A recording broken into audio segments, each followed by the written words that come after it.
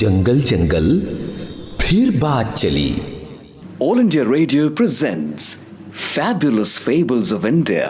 Shh, strictly for kids and the young at heart. कैसे हैं मेरे छोटे छोटे प्यारे प्यारे दोस्त। और आप सुन रहे हैं ना, हम जो कहानियाँ आपको सुनवाते हैं, आप उत्सुक होंगे जानने के लिए कि आज हम आपको कौन सी कहानी सुनवा रहे हैं। तो बता दूं कि आज आप सुनेंगे कहानी जैसे को तैसा, और ये कहानी आपको सुना रहे हैं नितिश अरोड़ा। तो सुनते हैं कहानी जैसे को तैसा।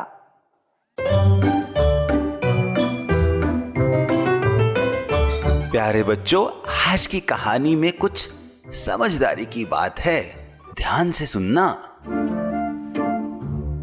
तो कहानी है एक लड़के की जिसका नाम था जीर्णधन। उसका काम कुछ ज्यादा अच्छा नहीं चल रहा था, तो उसने सोचा क्यों ना मैं किसी दूसरे शहर में, परदेश में जाकर कुछ काम करता हूं, अच्छा व्यापार करता हूं और अच्छे पैसे कमा कर लाऊंगा। लेकिन दूसरे शहर में जाकर काम करने के लिए भी कुछ ना कुछ पैसे तो चाहिए। उसके घर में ऐसी कोई विशेष संपत्ति तो थी नहीं जिसके एवज में पैसा लेकर वो कुछ दूसरा व्यापार शुरू करता। हां, लेकिन उसके घर में पुरखों की एक बहुत पुरानी लोहे की तराजू पड़ी थी। उस तराजू का वजन लगभग 1 मन था। 1 मन भारी लोहे की तराजू। अब जीर्णधन वो तराजू लेकर साहूकार के पास गया, इसे वहां गिरवी रख दिया। साहूकार के पास जाकर जीर्णधन ने कहा, यहां तो मेरा कारोबार कुछ अच्छा चल नहीं रहा।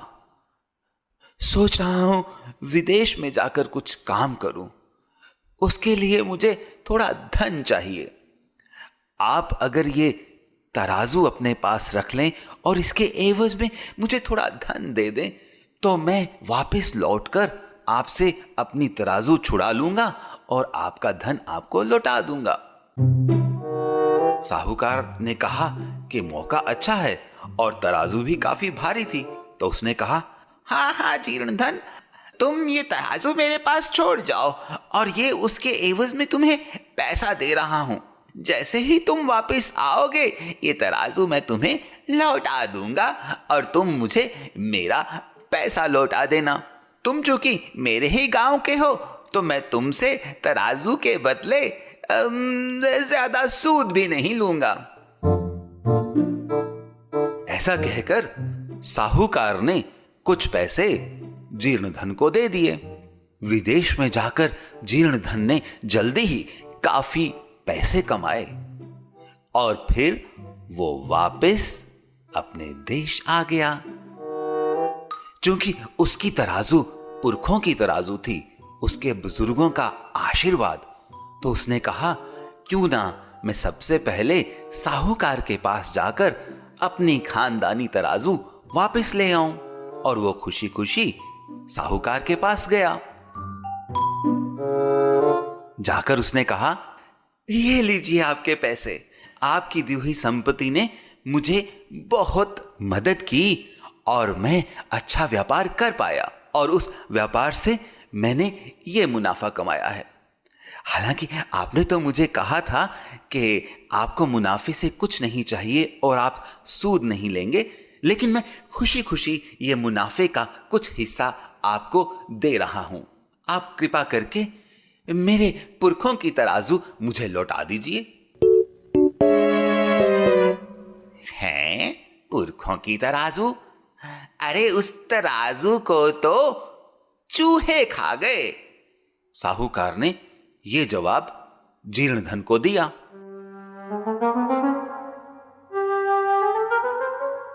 जीर्णधन समझ गया कि साहूकार की नीयत में कुछ खोट आ गई है और वह उस तराजू को देना नहीं चाहता, किंतु अब उसके पास कोई उपाय तो था नहीं। कुछ देर सोचकर उसने साहूकार को कहा, कोई चिंता नहीं दोस्त, ये तो मेरी अपनी करनी, हमारे पुरखों की उस विशाल तराजू को अगर चूहों ने खा डाला तो इसमें तुम्हारा क्या दोष है? तुम इसकी बिल्कुल भी चिंता ना करो। और फिर वो दोनों आपस में बातचीत करने लगे। थोड़ी देर के बाद जीर्णधन ने साहूकार से कहा, मित्र, मैं नदी पर स्नान के लिए जा रहा हूं। तुम अपने पुत्र धनदेव को भी मेरे साथ भेज दो तो वो भी नहा आएगा। साहूकार जीर्णधन की सज्जनता से बहुत प्रभावित था, इसलिए उसने तत्काल अपने पुत्र को उसके साथ नदी स्नान के लिए भेज दिया। जीर्णधन ने साहूकार के पुत्र को वहां से कुछ दूर ले जाकर एक गुफा में बंद कर दिया, जिससे वह बचकर भाग ना पाए।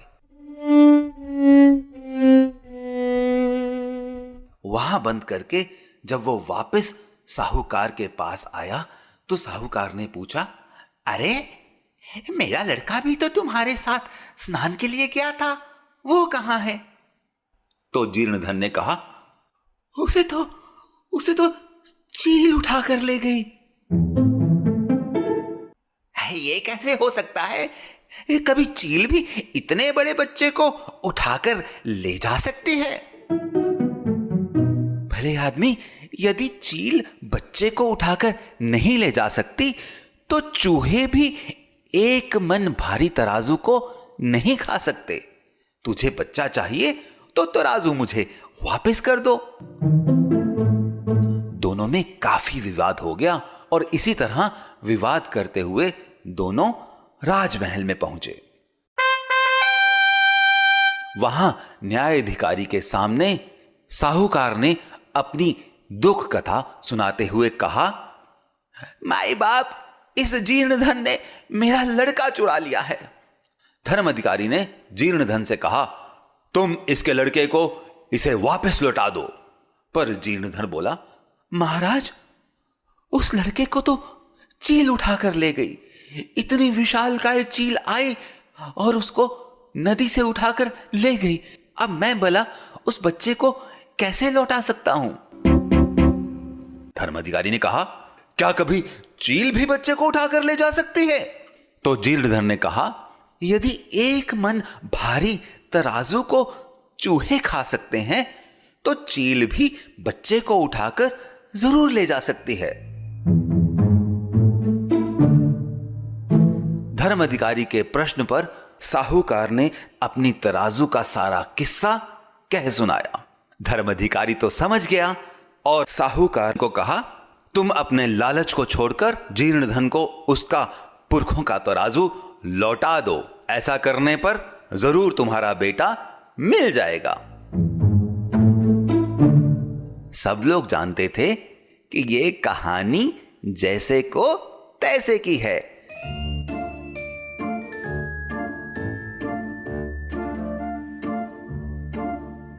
जैसे को तैसा। अभी आप सुन रहे थे ये कहानी, जिसे सुना रहे थे नितिश अरोड़ा। आपको ये कहानी कैसी लगी? आपको पता चला कि नहीं कि इस कहानी से आपको क्या सीख मिलती है या आप क्या समझे हैं इस कहानी से? तो इसके बारे में आप हमें लिख भेज सकते हैं हमारे फेसबुक पेज आकाशवाणी फीचर्स पर। तो जल्दी से अपने मम्मी पापा से या बड़े भैया या दीदी से कहना कि तुमको फेसबुक पेज पे ले जाए और आकाशवाणी फीचर्स पे तुम लिखना कमेंट्स, हाँ, पापा मम्मी या भैया दीदी से पूछकर नहीं। और सुनो, निराश भी मत होना। किसी वजह से अगर तुम कहानी नहीं सुन पाते हो तो आप उसे सुन सकते हैं आकाशवाणी के YouTube चैनल आकाशवाणी AIR पर। तो जल्दी से हमें लिख के बताना कैसी लगी कहानी और अपना ख्याल रखना, बहुत सारा घर के अंदर रहना। Till then, bye. A presentation of the Central English and Hindi Features Units.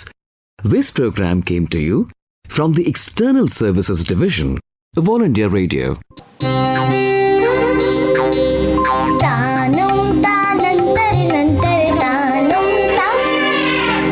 जंगल जंगल फिर बात चली।